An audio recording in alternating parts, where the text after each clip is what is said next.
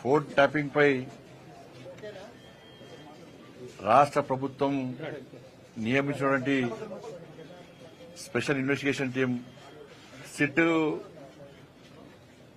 గత నెల్లూరు క్రితమే విచారణకు హాజరు కావాలని చెప్పి నాకు నోటీస్ ఇవ్వడం జరిగింది. వాస్తవానికి గత వారమే హాజరు కావాల్సి ఉండే, కానీ పార్లమెంట్లో సింధూర్ ఆపరేషన్ సింధూర్పై చర్చ ఉన్న సందర్భంగా పార్టీ యొక్క ఆదేశాల మేరకు ఆ రోజు పార్లమెంట్లో తప్పకుండా పాల్గొనాల్సి ఉండే కాబట్టి సిట్ అధికారులకు సమాచారం ఇచ్చి రాలేకపోతాను సమాచారం ఇచ్చిన తర్వాత వల్ల తిరిగి ఈ రోజు రావాలని చెప్పి సిట్ అధికారులు నోటీస్ ఇచ్చిన తర్వాత ఇలా సిట్ విచారణకు వెళ్తున్నా. నా దగ్గర ఉన్నటువంటి సమాచారం, నా దగ్గర ఉన్నటువంటి రికార్డ్స్, కాన్ఫిడెన్షియల్ రిపోర్ట్ అంతా కూడా సిట్కి ఇవ్వబోతున్నాను. ఒక కేంద్ర మంత్రే కాకుండా ఒక బాధ్యతాయుతమైనటువంటి ఒక పౌరునిగా నా దగ్గర పూర్తి సమాచారాన్ని సిట్కు అందజేసే ప్రయత్నం చేస్తున్నా. ఎందుకంటే తెలంగాణ రాష్ట్రంలో అందరికంటే ఎక్కువ అత్యధికంగా నా ఫోన్ కాల్సే ట్యాప్ చేయబడ్డాయి.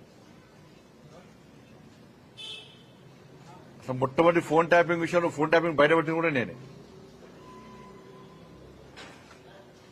అందరి నా ఫోన్లు, మా కుటుంబ సభ్యుల ఫోన్లు, మా సిబ్బంది ఫోన్లు, మా ఇంట్లో పనిచేసే వర్కర్ల ఫోన్లు, మా పార్టీ నాయకుల ఫోన్లు, మా పార్టీ కార్యకర్తల ఫోన్లు కూడా ఇలా కేసీఆర్ గారి ప్రభుత్వం ఇలా అన్ని కూడా ఫోన్ ట్యాప్ చేయబడ్డాయి.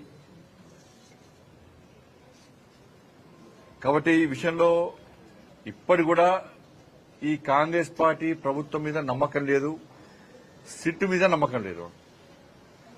సిట్ అధికారులు పోలీసుల మీద తప్పుపడతలేము, అధికారులు మంచోళ్లే, కానీ వాళ్లను స్వేచ్ఛగా అధిక విచారణ చేసేటువంటి అవకాశం కాంగ్రెస్ పార్టీ ప్రభుత్వం, రేవంత్ రెడ్డి ప్రభుత్వం ఇస్తలేదు.